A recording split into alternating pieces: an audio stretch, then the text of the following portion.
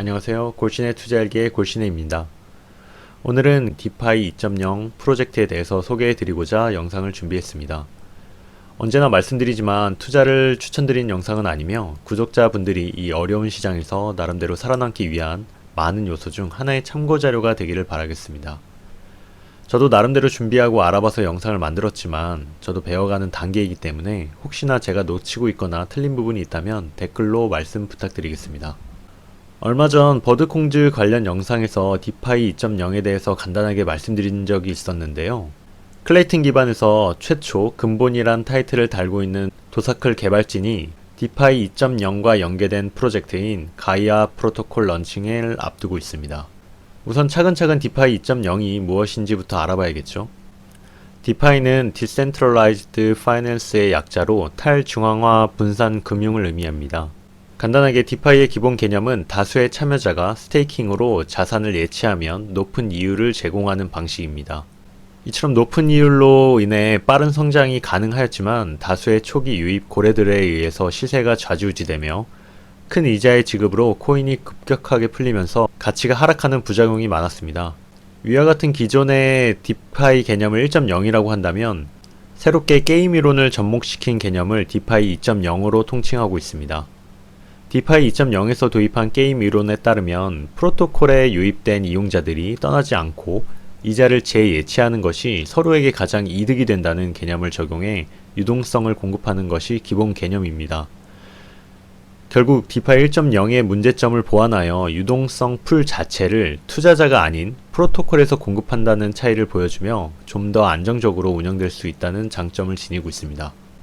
그럼 본론으로 다시 돌아와서 가이아 프로토콜은 클레이튼 기반의 디파이 2.0과 NFT를 결합한 최초의 시도라고 볼 수 있습니다. 가이아의 민팅가는 꽤나 높은 1000클레이, 민팅 일자는 2월 10일로 예정되어 있습니다.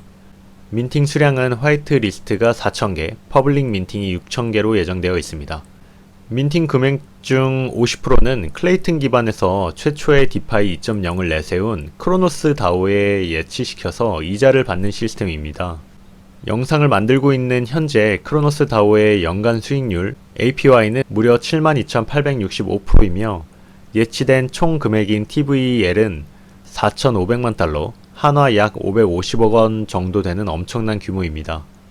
비록 크로노의 가치가 최고 400만원에서 현재 35만원까지 많은 하락을 보였지만 크로노스 다오가 망하지 않는 한 지속적으로 복리이자를 받아 홀더들에게 혜택을 주고자 하는 것이 핵심 요소로 보입니다. 크로노스 다오에 예치되는 50%는 언스테이킹 되지 않으며 발생된 이자는 하루에 3번 8시간마다 재예치되며 복리가 되어 올라가는 시스템입니다. 또한 투자하고자 하는 홀더들에게 큰 혜택으로 보이는 점은 바로 홀더들을 위해서 민팅 금액의 45%는 바이백 펀드로 운용하며 투자자의 손실을 최소화한다는 점입니다. 최근에 전반적인 장이 안 좋은 관계로 클레이튼 NFT에서 신규 민팅한 프로젝트 중 민팅가 이하로 하락한 프로젝트들 역시 많이 존재하는데요. 가이아에서는 민팅 금액의 45%를 바이백 펀드로 운용하고 오픈시의 거래 수수료 역시 바이백 펀드에 포함시키면서 바이백을 원하는 홀더들에게는 민팅가를 보장해준다는 개념입니다. 만약에 민팅한 모든 홀더들이 바이백을 요청한다고 하더라도 최소 50%의 민팅가는 보장해주는 것으로 보입니다. 다만 순차적으로 바이백을 해주는 개념이기 때문에 이자 수익을 고려하지 않을 경우 바이백 펀드 금액이 소진된 후 나중에 요청을 하게 되면 바이백을 못 받을 수도 있겠죠. 내용을 잘 살펴보면 이자가 발생되기 전에 바이백을 요청하면 민팅가인 1000클레이를 보장해주고 이자가 발생되기 시작하면 이자 수익을 차감하고 지급하게 된다고 합니다. 이 말은 결국 민팅한 사람들은 이자 수익까지 포함하여 1000클레이를 보장해준다는 의미로 보이고요. 바이백 펀드의 종료 시점은 민팅 직후 이자 수익이 발생되기 시작하면 복리로 재예치를 지속하게 되고 최종 이자 수익이 민팅가인 1000클레이에 도달하게 된다면 바이백 펀드는 종료됩니다. 종료된 이후에 이자 수익의 가치가 1000클레이 이하로 떨어진다고 하더라도 더 이상의 바이백은 없기 때문에 주의하셔야 할 것으로 보입니다.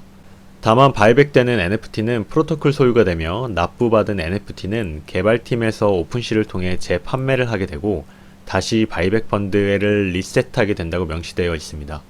제가 대본을 쓰면서 궁금했던 것은 재판매되는 NFT 관련해서 결국 바이백 펀드의 종료 시점이 어떻게 되느냐였는데요. 중간에 바이백 신청되어 프로토콜에서 재판매되는 NFT를 오픈시에서 구매한 홀더들은 개별로 구매한 시점부터 바이백 개념을 지원받는 것인지, 아니면 민팅 기준으로 전체 바이백 펀드가 종료되면 더 이상 지원이 없는지 말입니다.